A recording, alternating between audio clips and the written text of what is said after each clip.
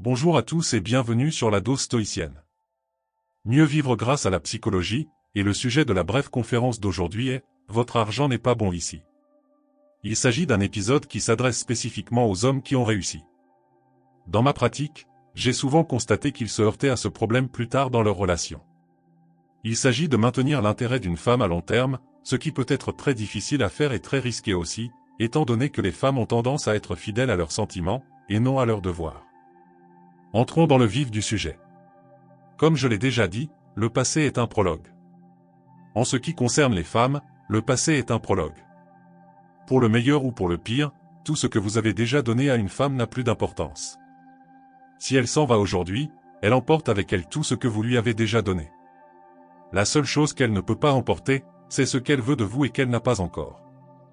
Cela signifie qu'à un certain niveau, le secret des relations à long terme, et c'est en fait vrai pour les hommes comme pour les femmes, est de continuer à proposer de nouvelles choses que l'autre personne veut ou dont elle a besoin et que vous avez un certain degré de contrôle sur la fourniture de ces choses.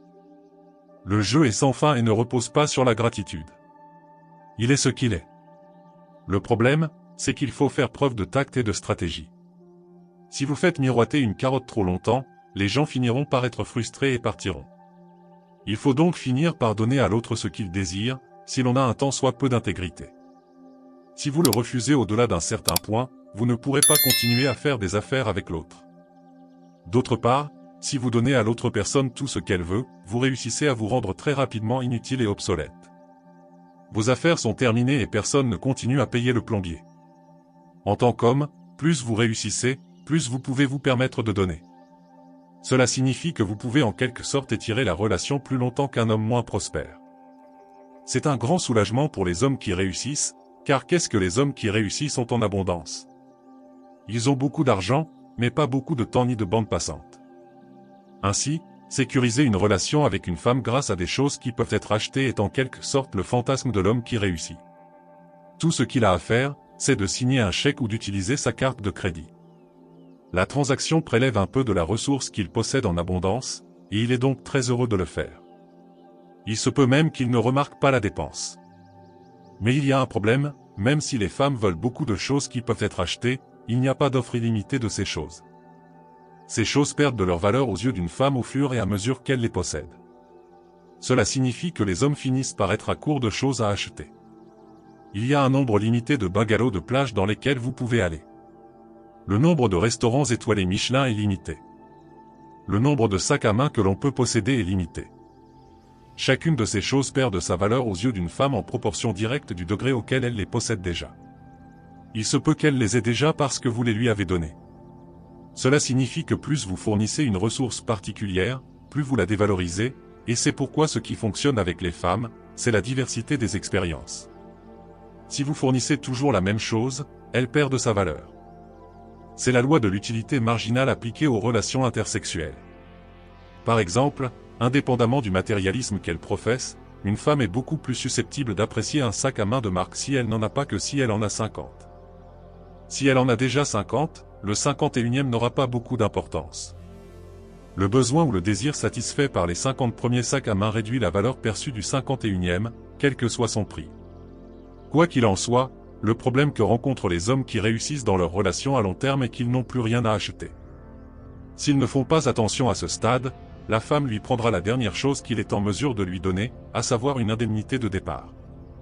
Pour éviter cela, l'homme doit continuer à offrir des choses que la femme désire et qu'elle n'a pas encore. C'est possible, mais uniquement grâce à l'affection. Qu'est-ce que l'affection? L'affection est une chose que toutes les femmes souhaitent obtenir de la part des hommes qu'elles désirent, et elle ne coûte techniquement pas d'argent à donner. Cela dit, même si elle ne coûte pas d'argent, l'affection coûte absolument du temps, des efforts et de l'attention. En d'autres termes, elle coûte les ressources que les hommes qui réussissent possèdent en très grande quantité.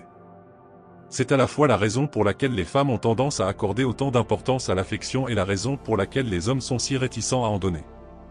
Ils préféreraient de loin se contenter de jeter de l'argent par les fenêtres.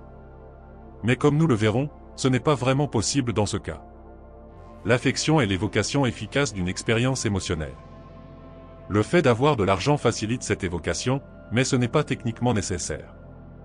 Le problème est que l'évocation d'une émotion est généralement un processus très personnel.